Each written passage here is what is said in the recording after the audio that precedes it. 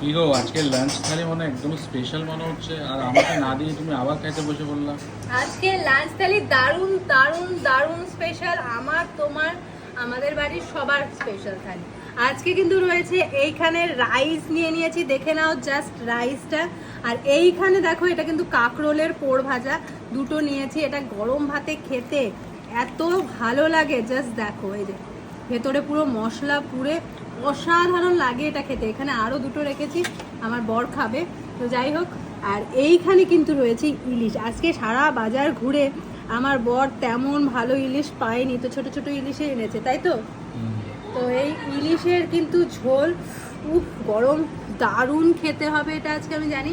তার জন্যই বসে পড়েছি তাড়াতাড়ি খেতে। কারা কারা ইলিশ খেয়েছো এর মধ্যে অবশ্যই বলো। কিন্তু আমার ফেভারিট ইলিশটা হলো না, এত বড় পিস যেটা বলেছিলাম সেটা হলো না। তো যাই হোক, খাই, এটাই খাই, কিন্তু খেতে কিন্তু দারুণ হয়েছে, গন্ধেই বোঝা যাচ্ছে অসাধারণ স্মেল। আর থাকা যাচ্ছে না, তাড়াতাড়ি খেয়ে নেয়। এখানে তো আরও রয়েছে, এগুলো তো সবাই খাবে। তো চলো খাওয়া যাক। কারা কারা ইলিশ মাছ ভালোবাসো অবশ্যই কিন্তু কমেন্টে জানিও, আমার কিন্তু দারুণ লাগে।